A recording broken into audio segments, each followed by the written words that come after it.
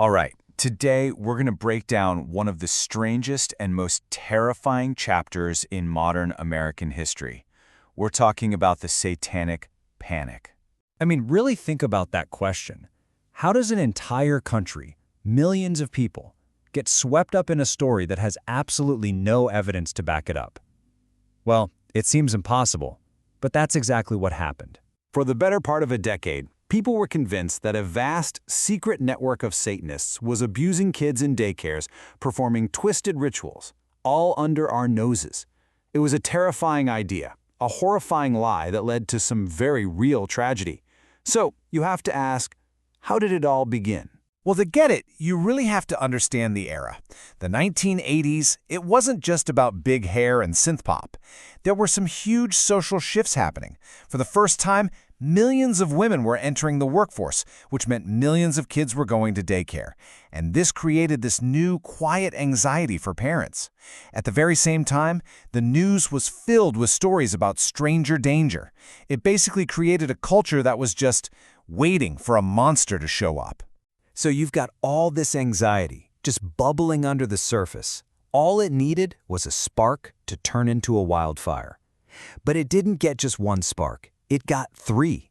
And they all seemed to point to the same sinister thing. The fear really started to take shape around three things you wouldn't normally connect: a best-selling book, a fantasy role-playing game, and a whole genre of music.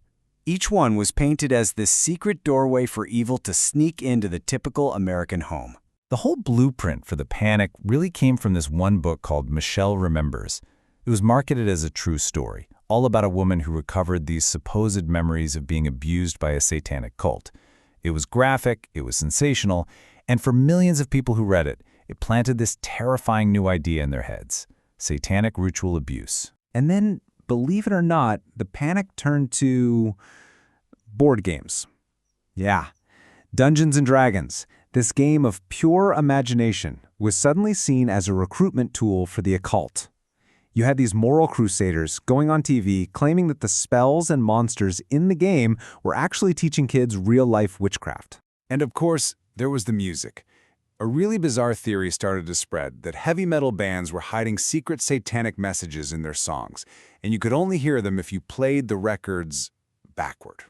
The fear was that an entire generation of kids was being secretly brainwashed.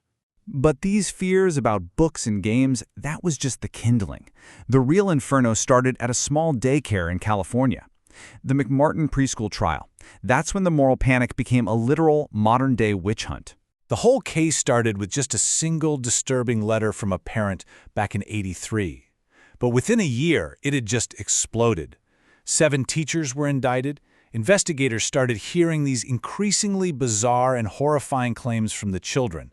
Stories about secret tunnels under the school, animal sacrifices, you name it. The legal battle that came next was just staggering. It completely consumed the lives of everyone involved for 7 long years. It ended up being the longest criminal trial in the history of the United States. And get this, after 7 years and more than $15 million, making it the most expensive trial in American history at the time, the result was nothing. 0 convictions. The prosecution's entire case, which was built on this fantastic testimony from the kids, it just completely fell apart.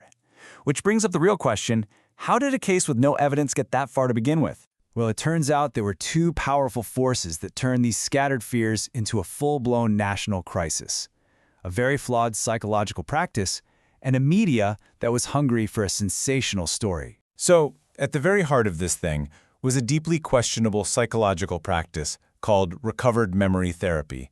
Therapists who genuinely believed these stories were true used these really suggestive interview techniques to help children remember abuse.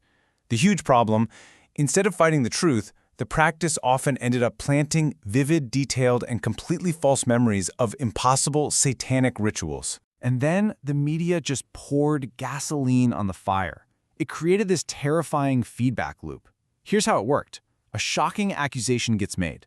Then, sensational talk shows and news reports blast the story out to millions of people. This ramps up public fear, which makes parents and authorities look even harder for signs of abuse, which of course leads to even more accusations. And the cycle just kept repeating, getting bigger and bigger each time. As the years dragged on, and more of these big trials ended with no convictions, people finally started to ask a really simple question. With all of these horrifying stories, where was the actual proof? The official nail in the coffin came in 1992. The FBI released its final report after a massive nationwide investigation, and their conclusion was about as blunt as you can get. They found absolutely no evidence of any large-scale satanic conspiracy. None. Just think about that for a second. After years of front-page news, thousands of accusations, and a nationwide hysteria, investigators never found a single piece of physical evidence. No bodies, no ritual sites, no proof at all. The monsters America had been hunting for were never even real. But the damage was very, very real. This wasn't some harmless delusion. People's lives were destroyed. Innocent people had their reputations ruined forever. Some folks actually went to prison based on testimony that was later completely discredited. Families were torn apart and whole communities lived in fear, all because of a lie. And that leaves us with a really critical question, doesn't it? The Satanic Panic might seem like some bizarre thing from the past, but the forces that created it, fear, media sensationalism, our own willingness to believe a good story over hard facts, those things are still with us. It makes you wonder what makes us so vulnerable to these collective delusions and what the next one might look like.